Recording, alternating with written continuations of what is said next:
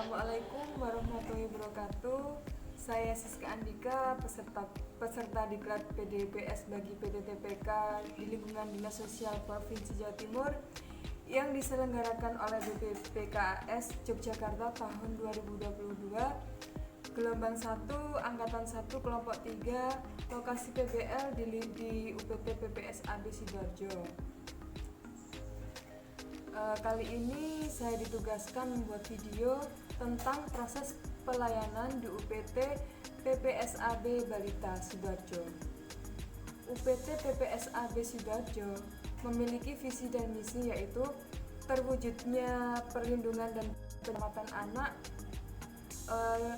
dari umur 0 sampai 5 tahun dari keterlantaran serta melaksanakan tugas pelayanan asuhan rawatan dalam upaya memenuhi kebutuhan jasmani dan rohani sehingga anak dapat tumbuh kembang secara dengan baik. Proses pelayanan di UPT PPSAB Sidoarjo berupa asuhan, rawatan, pendidikan dan bimbingan sosial yang dapat mempengaruhi perkembangan anak selanjutnya. Sasaran kegiatan yang ada di UPT PPSAB Sidoarjo yaitu anak yang terlantar usia 0 sampai 5 tahun, anak yatim piatu, anak dari keluarga yang benar-benar tidak mampu, yang pasti domisilinya asli di Jawa Timur. Sebelum tahapan proses pelayanan diadakan, yaitu diadakannya orientasi dan konsultasi.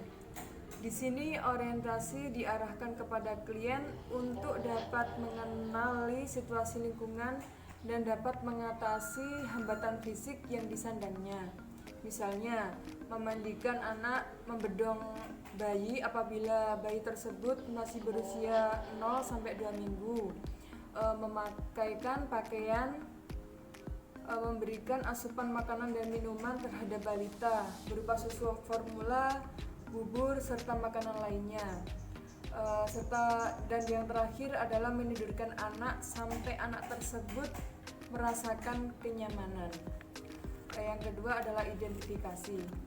Kita sebagai pekerja sosial harus tahu menahu asal usul anak tersebut dengan menyelidiki dan menindaklanjuti kenapa anak tersebut harus mendapatkan asuhan dari UPT PPSAB, apakah kedua orang tuanya benar-benar tidak ada ataupun masih lengkap dan mampu mengasuh anak tersebut. Yang ketiga adalah seleksi.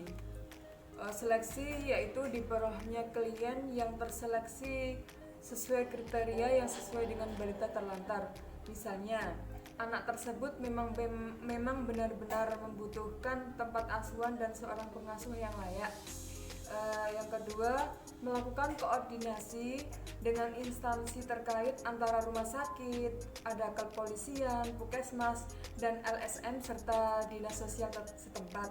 Yang terakhir, jika sudah mendapatkan argumen yang pas dan sudah mengetahui latar belakang anak tersebut dan memastikan bahwa keadaan anak tersebut memang harus diasuh oleh UPT PPSAB, baru kita terima. Sebelumnya anak tersebut juga akan diperiksa kesehatannya oleh tenaga kesehatan yang ada di UPT PPSAB. Yang poin keempat yaitu pembinaan. Pembinaan yang pertama adalah pembinaan fisik. Pembinaan fisik diadakan pembinaan gizi dan obat-obatan, misalnya pemberian asupan gizi berupa vitamin, biskuit, bubur, dan makanan lainnya yang sudah dinyatakan sehat oleh puskesmas atau badan kesehatan terdekat, serta menyediakan obat-obatan yang sudah ditentukan oleh pihak tenaga kesehatan. Yang poin kedua, dilakukannya pemeriksaan kesehatan. Nah, pemeriksaan kesehatan ini dengan ketentuan 1 bulan sekali. Yang poin ketiga, diberi pendidikan olahraga untuk anak prasekolah seperti melatih anak tersebut untuk berjalan atau berlari dengan cepat, supaya kalau misalnya sudah berada di lingkungan sekolah, anak tersebut bisa menyesuaikan teman-teman yang ada di sekolahnya. Yang poin keempat, menyediakan sarana kebutuhan kelompok bermain pada anak prasekolah, seperti halnya melatih anak tersebut untuk lebih percaya diri, belajar tentang keagamaan, menolong temannya, menghafal nama temannya, dan berbagi ke sesama teman, misalnya hanya berbagi makanan dan serta lainnya. Yang terakhir adalah penyaluran. Proses penyaluran atau melaksanakan penyaluran atau pengembalian klien kepada keluarga. Yang pertama, calon orang tua angkat atau keluarga harus mengajukan surat permohonan izin untuk mengangkat anak kepada Kepala Dinas Sosial Provinsi Jawa Timur. Yang kedua, surat permohonan izin tersebut akan diseleksi oleh UPT PSAD Sidoarjo. Setelah lulus dalam seleksi bisa diangkat menjadi anak angkat. Setelah lulus dalam seleksi bisa diangkat menjadi anak angkat. Yang keempat, setelah dinyatakan sebagai calon orang tua, maka calon orang tua tersebut mengumpulkan berkasnya untuk mendapatkan izin pengangkatan anak. Yang ke poin kelima, calon orang tua akan disurvei ke rumahnya masing-masing untuk mengetahui kemampuan calon orang tua tersebut secara ekonomi dan sosial. Yang poin keenam, penyerahan calon anak angkat kepada calon orang tua.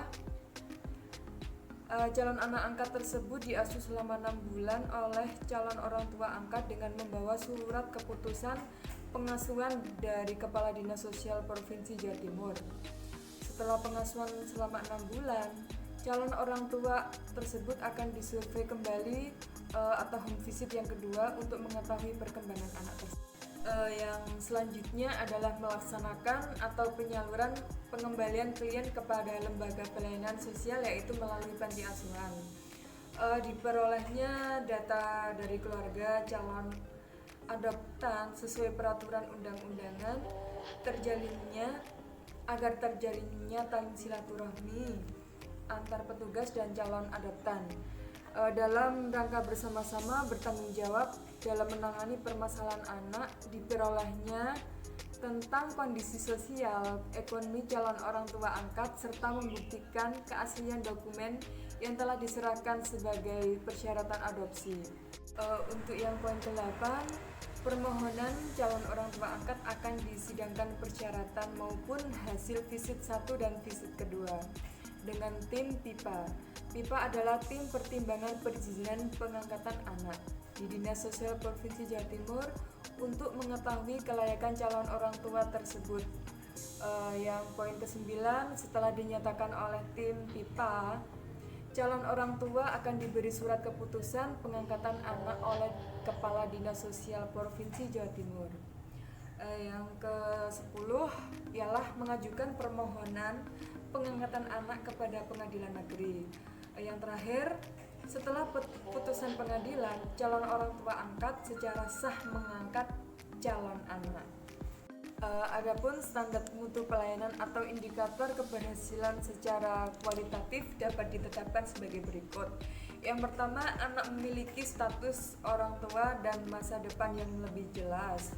Yang kedua, anak tumbuh dan berkembang normal dan wajar secara baik. Yang ketiga, anak mampu mengamalkan norma-norma sosial, norma susila, dan norma agama pada usia dini.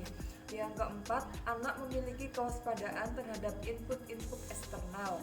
Yang kelima, anak mampu menyampaikan peran dan fungsinya di masyarakat secara wajar. Yang poin keenam, anak bisa tumbuh dan berkembang dengan kepribadian yang wajar. Dan yang poin terakhir adalah anak mampu menjalankan tugas dan tanggung jawab yang dibebankan kepadanya sejak usia dini. Poin yang terpenting adalah anak memiliki kematangan emosional dan mampu mengendalikan diri dalam kehidupan masyarakat. Demikian penjabaran pelayanan sosial yang ada di UPT PPSAB Sidoarjo yang dapat saya sampaikan. Selebihnya saya mohon maaf. Sampai jumpa. Wassalamualaikum warahmatullahi wabarakatuh.